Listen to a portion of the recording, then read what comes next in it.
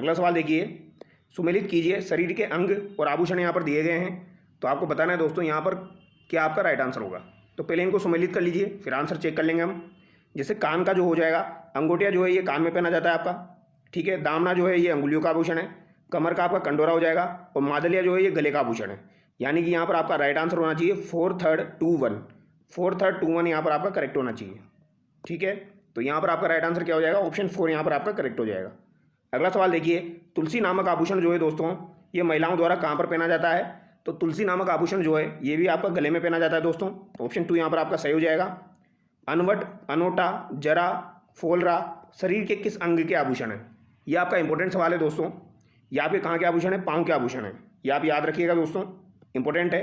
अनवट, इसके अलावा अनोटा, जरा, पोलरा, इसके अलावा अगर आपसे पूछा जाए आंवला, इसके अलावा नुपुर, आंवला, नुपुर, लंगर, ये सब आपके कहाँ के आभूषण है दोस्तों। इसके अलावा एक नेवरी पूछा जाता है, तो ये सब आपके पैर के आभूषण है, ठीक है। अनवट, अनोटा, जरा, फोलरा, आंवला, नुपुर, लंगर, नेवरी, ये सब आपके पैर के आभूषण हो जाएंगे। अगला सवाल देखिए,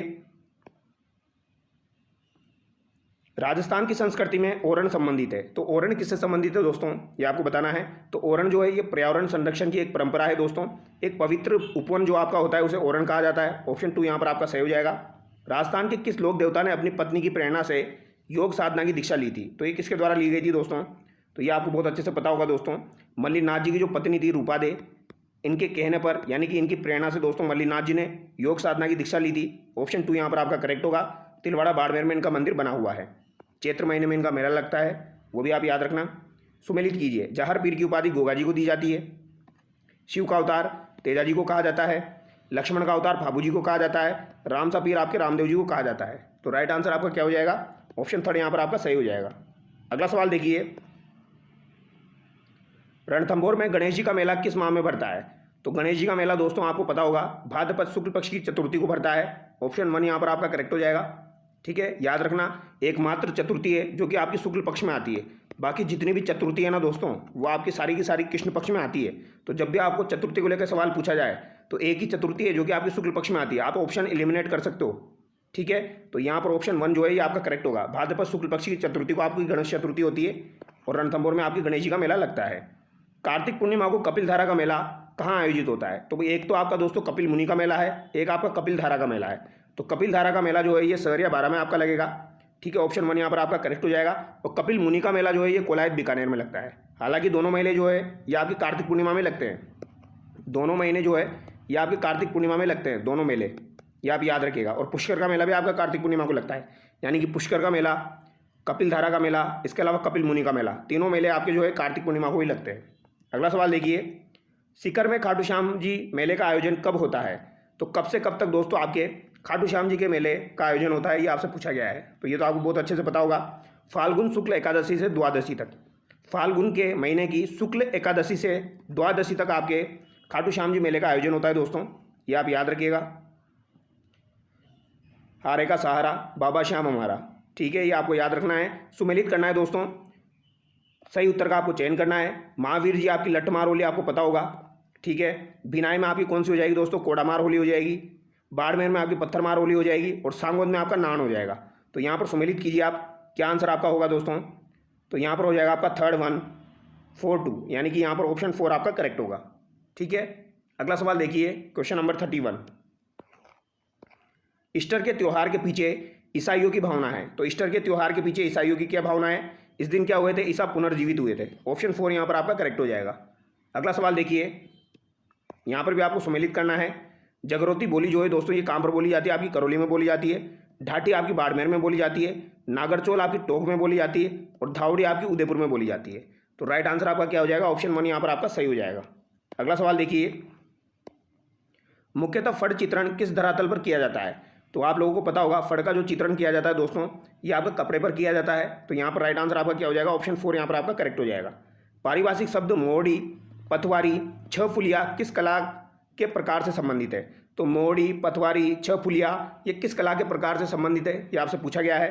तो ये आपके मांडना के प्रकार हो जाएंगे दोस्तों। किसके प्रकार हो जाएंगे, मांडना के आपके प्रकार हो जाएंगे। याद रखिएगा, बोला जाता है ना मोड़ी मांडना, मोड़ी मांडना, यानी मोड़ी का मतलब ये वही है दोस्तों, मोड़ी का मांडना आपने बना दिया, ठीक है। इसके अलावा पथवारी का मांडना बना दिया, 6 फुलिया का मांडना बना दिया। तो यहाँ पर ऑप्शन 2 आपका सही हो जाएगा। अगला सवाल देखिए, कावड़ कला के संदर्भ में सही कथनों का चुनाव कीजिए। यह एक लकड़ी से बनी मंदिरनुमा संरचना होती है। तो ये बात तो बिल्कुल सही है दोस्तों, ठीक है। यह अपनी रंग बिरंगी और कथानक शैली के लिए प्रसिद्ध है। तो ये दोनों बातें यहाँ पर बिल्कुल सही है। श्रीलाल जोशी इस कला के पारंपरिक व प्रसिद्ध कलाकार है। तो ये बात गलत हो जाएगी, क्योंकि श्रीलाल जोशी जो है दोस्तों, इनका संबंध तो आपका फट चित्रकला से है, ठीक है। इनका संबंध तो आपका फट चित्रकला से हो जाएगा। तो 1 और 2 यहाँ पर आपका करेक्ट होगा। मांगीलाल मिस्त्री जो है दोस्तों, मांगीलाल मिस्त्री, तो मांगीलाल मिस्त्री का संबंध आपका किससे हो जाएगा? इनका संबंध आपका दोस्तों कावड़ कला से हो जाएगा। तो ये नाम आप याद रखना, ये नाम काफ़ी बार पूछा जाता है, मांगीलाल मिस्त्री। आगे देखिए, राजस्थानी लोक संस्कृति में चरभर, नरछरी, चौपड़ चौसर आदि क्या है? तो चरभर, नरछरी, चौपड़ चौसर ये क्या हो जाएंगे? मनोरंजन के प्रकार हो जाएंगे, पारंपरिक खेल आपके हो जाएंगे। तो गाँवों में मनोरंजन के प्रकार पारंपरिक खेल हो जाएंगे चरभर, नरछरी, चौपड़ चौसर। ऑप्शन 2 यहाँ पर आपका बिल्कुल सही हो जाएगा। अगला सवाल देखिए, लोकनाट्य रम्मत का मुख्य वाद्य क्या है? तो रम्मत जो है दोस्तों, ये आपका बीकानेर जैसलमेर में किया जाता है, मेनली आपका बीकानेर में किया जाता है। और इसका प्रमुख वाद्य यंत्र आपका क्या हो जाएगा दोस्तों? नगाड़ा हो जाएगा। ऑप्शन 1 यहाँ पर आपका सही हो जाएगा। और ये याद रखना, आपका क्या हो जाएगा? रम्मत का प्रमुख वाद्य यंत्र नगाड़ा हो जाएगा। अगला सवाल देखिए, ख्याल व उससे संबंधित क्षेत्र का कौन सा युग्म सही सुमेलित नहीं है? तो यहाँ पर कौन सा सही सुमेलित नहीं है? कुचामनी ख्याल शेखावटी दिया गया है, हेला ख्याल दौसा, कन्हैया ख्याल करौली, तुर्रा कलंगी ख्याल चित्तौड़गढ़ यहाँ पर दिया गया है। तो यहाँ पर कुचामनी ख्याल जो दिया गया है दोस्तों, ये आपका शेखावटी ना होकर कुचामन होना चाहिए यहाँ पर, ठीक है, क्योंकि कुचामन सिटी का जो है लोकप्रिय है कुचामनी ख्याल। हेला ख्याल दौसा सही है, कन्हैया ख्याल करौली सही है, तुर्रा कलंगी चित्तौड़गढ़ सही है। अगला सवाल देखिए, अब्दुल करीम खान निहंग का संबंध राजस्थान के किस लोकनाट्य परंपरा से है? तो करीम खान निहंग का संबंध किससे हो जाएगा दोस्तों? चार बेद से हो जाएगा। ऑप्शन 2 यहाँ पर आपका बिल्कुल सही हो जाएगा, ठीक है। चार बेद आपकी कहाँ की हो जाएगी? टोंक की हो जाएगी दोस्तों, ठीक है। टोंक में ये फेमस है आपकी चार बेद, पर्सिया से लाई गई थी। तो अब्दुल करीम खान निहंग का संबंध किससे हो जाएगा? चार बेद से हो जाएगा। अगला सवाल देखिए, रम्मत लोकनाट्य को निभाने वाले पात्र को किस रूप में जाना जाता है? तो रम्मत लोकनाट्य को निभाने वाले पात्र को खिलार के रूप में जाना जाता है, ठीक है। खेलर या खिलार कहा जाता है, याद रखिएगा, खेलर या खिलार। निम्न में से मारवाड़ क्षेत्र का लोक नृत्य नहीं है। तो मारवाड़ क्षेत्र का लोक नृत्य आपका कौन सा नहीं है, यह आपको बताना है दोस्तों। तो अग्नि नृत्य बीकानेर का है, ढोल नृत्य आपका जालोर का है, गुल्ला नृत्य मारवाड़ का है। तो ये तीनों नृत्य लगभग आपके मारवाड़ क्षेत्र में ही आते हैं, ठीक है। लेकिन डांग नृत्य जो है ये आपको मारवाड़ क्षेत्र में नहीं आता है, ठीक है। डांग नृत्य आपका कहाँ का हो जाएगा? नाथद्वारा का हो जाएगा। तो ये आप याद रखिएगा। 13 थाली नृत्य के संबंध में असत्य कथन आपको बताना है। यह नृत्य कामड़ पंथ की महिलाओं द्वारा किया जाता है। तो ये बात तो सही है, इसमें कोई डाउट नहीं होना चाहिए। मंजीरा, तानपुरा, चौतारा, तो ये 3 वाद्य यंत्र आपको याद रखने हैं, इनको लाइन से याद कर लीजिए। मंजीरा, तानपुरा, चौतारा, मंजीरा, तानपुरा, चौतारा इस नृत्य के प्रमुख वाद्य यंत्र है, क्योंकि ये तीनों एग्जाम में पूछे जाते हैं। एक बार तो एग्जाम में ये भी पूछा गया था, 13 थाली नृत्य में कौन सा वाद्य यंत्र यूज में नहीं लिया जाता है, और ये तीनों ऑप्शन में थे, मंजीरा, तानपुरा, चौतारा और एक और था, ठीक है। इस नृत्य के दौरान पुरुष कलाकारों को गणगौर कहा जाता है। तो ये बात आपकी गलत हो जाएगी, क्योंकि 13 थाली नृत्य के दौरान दोस्तों पुरुष कलाकारों को गणगौर नहीं कहा जाता है। मांगी बाई और लक्ष्मण दास इस नृत्य के प्रमुख कलाकार है। तो ये बात भी आपकी सही हो जाएगी, यानी कि यहाँ पर आपका ऑप्शन 3 गलत हो जाएगा। अगला सवाल देखिए, लोकगीत हमारी संस्कृति के पहरेदार हैं, यह कथन किसका है? तो दोस्तों यहाँ पर 2 कथन आते हैं। एक कथन तो ये वाला आता है और एक कथन और है जो कि आपका देवेंद्र सत्यार्थी का था। ये वाला कथन जो है, लोकगीत हमारी संस्कृति के पहरेदार है। तो पहरेदार वाली बात तो दोस्तों महात्मा गांधी जी के द्वारा कही गई है, ठीक है। तो यहाँ पर तो आपका राइट आंसर महात्मा गांधी हो जाएगा।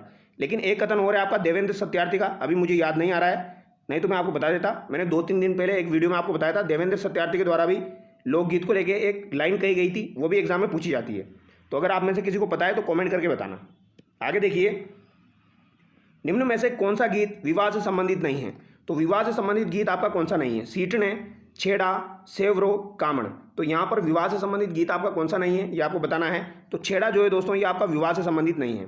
सीटने संबंधित है, सेवरो संबंधित है, कामण संबंधित है, छेड़ा यहाँ पर संबंधित नहीं है दोस्तों। अगला सवाल देखिए, निम्न में से असुमेलित युग्म है। तो यहाँ पर असुमेलित युग्म कौन सा है? चांद बावड़ी टोंक दिया गया है, जो कि गलत हो जाएगा आपका। नौलखा बावड़ी डूंगरपुर में है, पन्ना मेना की बावड़ी आमेर में है, और त्रिमुखी बावड़ी उदयपुर में है, जिसका निर्माण राम रसदे के द्वारा करवाया गया था। किसके द्वारा? राम रसदे के द्वारा करवाया गया था, जो कि राज सिंह की पत्नी थी।